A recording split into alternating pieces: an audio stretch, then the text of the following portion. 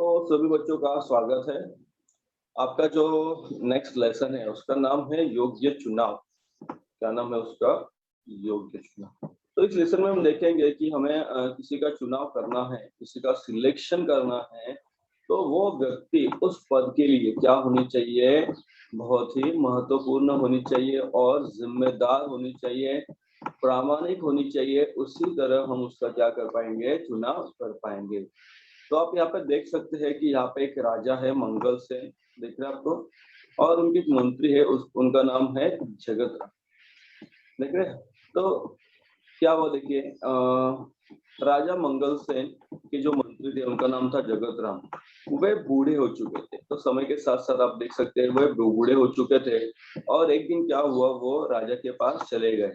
राजा के पास चले गए और उन्होंने राजा से कहा कि राजा, मैं अभी बूढ़ा हो चुका हूँ, तो मुझे क्या करो, आप मुझे स्वयं को क्या करो, सेवा से मुक्त करो। ऐसी उन्होंने विनती की। तो कहा कि भाई अब मुझसे तो कुछ काम होता नहीं है अभी, मैं मतलब काम मैं बूढ़ा हो चुका हूँ ना, तो अभी मुझे सेवा मुक्त करो, मैं भी थोड़ा आराम करना चाहता हूँ। अभी राजा जो मंगल सेन थे उन्होंने क्या कहा, मैं आपको सेवा मुक्त करूंगा, मैं क्या करूंगा, आपको सेवा मुक्त करूंगा, लेकिन मुझे आप क्या करो, आप पहले अपने जैसा सेवाभावी, परोपकारी और ईमानदार मंत्री का चुनाव कर लीजिए, तभी आपको सेवा मुक्त किया जा सकता है। आपको तो सेवा मुक्त कर दूंगा, लेकिन मुझे आपका काम करने के लिए कोई आदमी चाहिए, कोई व्यक्ति चाहिए, कोई मंत्री चाहिए, लेकिन वो कैसा होना चाहिए? सेवाभावी, जो अपना काम अच्छे से करे, सेवाभावी होना चाहिए, सेवा करे लोगों की, क्योंकि मंत्री का काम सिर्फ राजा की सेवा नहीं, लोगों की सेवा भी होती है। जो परोपकारी हो, जो लोगों के बारे में सोचता हो, सिर्फ और सिर्फ खुद के बारे में या फिर राजा के बारे में नहीं, तो सबके बारे में वो सोचना चाहिए। और ईमानदार हो, ईमानदार इसलिए कि जो भी काम वो करे वो ईमानदारी से करे। इसका मतलब ऐसा होता है कि बेईमानी उसके काम में नहीं होनी चाहिए।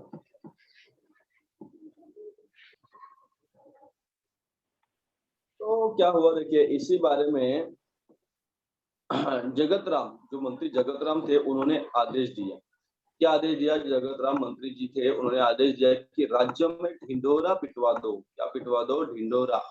कि राज्य के नए मंत्री का चयन, चयन मतलब सिलेक्शन, चयन मतलब क्या होता है? सिलेक्शन, चयन, सिलेक्शन। तो उसके लिए सिलेक्शन होने वाला है, और जो भी इच्छुक उम्मीदवार है, तो चयन अगले गुरुवार को किया जाएगा। अगले गुरुवार को यह चयन किया जाएगा। इस पद के इच्छुक, जो भी इच्छुक उम्मीदवार है, वो क्या करे? सुबह 11 बजे, सुबह 11 बजे कहाँ पहुंचे? राज दरबार में पहुंचे। तो इस तरह से जो हरकारे था, हरकारे गया, गांव गांव ढिंडोरा पिटने लगे। हरकारे गांव गांव ढिंडोरा पिटने लगे। तो जब चयन होने वाला था, चयन वाले दिन मतलब जब सिलेक्शन होने वाला था, उस दिन राज दरबार की ओर जाने वाले मार्ग पर सुबह से ही नवयुवकों की भीड़ लग गई थी। तो जो मार्ग जा रहा था राज दरबार की ओर, उस जगह पर बहुत सारे नवयुवक, नवयुवक मतलब जो भी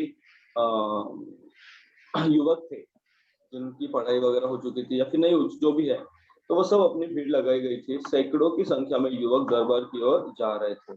और क्या होगा देखिए, इसी समय इसी रास्ते पर एक तरफ एक वृद्ध हताश सा बैठा था।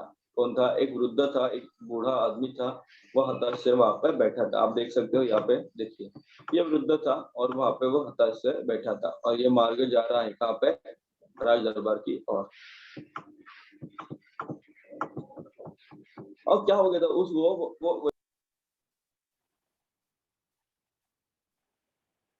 क्योंकि उसकी बैलगाड़ी का एक पहिया रास्ते के किनारे कीचड़ में फंस गया था। क्या हो गया था? वो बैलगाड़ी लेकर जा रहा था, लेकिन रास्ते किनारे कीचड़ में उसके गाड़ी का एक पहिया फंस गया था। वृद्ध ने कई बार पहिया कीचड़ से निकालने की कोशिश की, लेकिन वह असफल रहा। उसको अकेले को वह नहीं हो पा रहा था।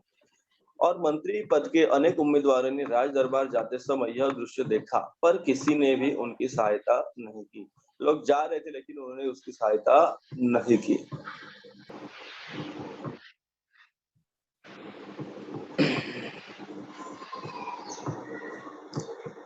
उम्मीदवार युवकों में एक था कर्मवीर। तो जो भी उम्मीदवार वहां पे आ रहे थे उनमें एक था कर्मवीर।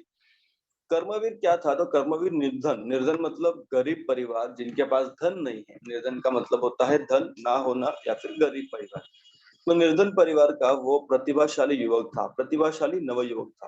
प्रतिभाशाली का अर्थ होता है कि उसमें प्रतिभा थी, वो होशियार था, लेकिन बेचारा निर्धन था। कौन था? निर्धन था। वह तेजी से राज दरबार की ओर जा रहा था।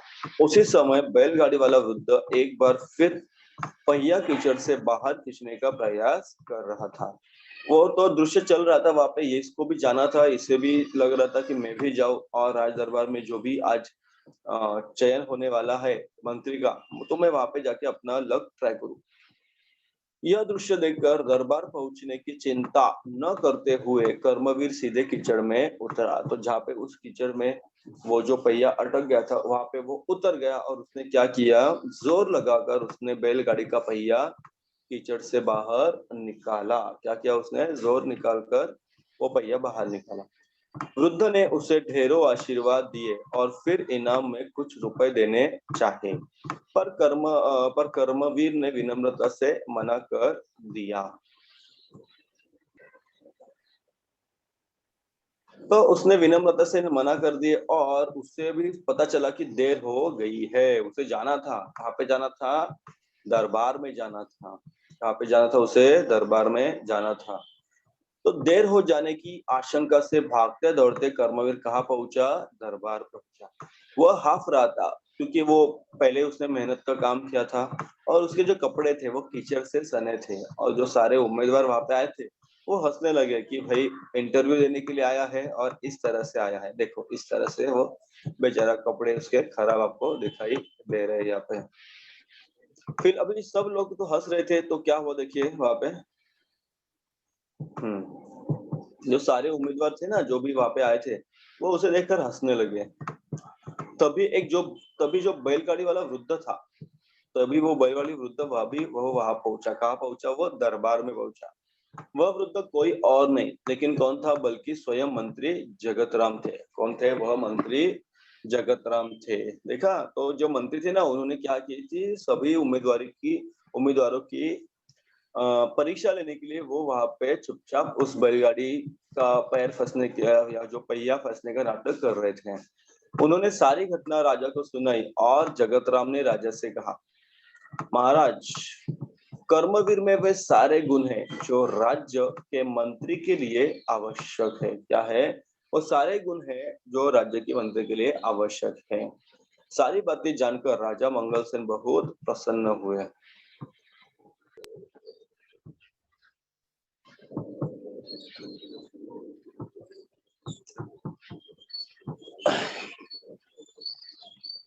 उन्होंने कहा, जो सामान्य आदमी की पीड़ा से दुखी होता है, उससे दूर करने का प्रयास करता है, वही राज्य के ऊंचे पद पर बैठने का अधिकारी होता है। जगत राम जी ने योग्य व्यक्ति का चुनाव किया है और आज से कर्मवीर राज्य के कौन होंगे? नए मंत्री होंगे। कौन होंगे? वह राज्य के नए मंत्री होंगे। कौन? कर्मवीर। लिखा है सुधा शर्मा जी ने। ठीक है, तो इस तरह से एक एक इसके क्वेश्चंस जो है ना, मैं आपको अभी भेज रहा हूँ। क्वेश्चंस जो भी हम इसके क्वेश्चन आपको अभी भेज रहे हैं।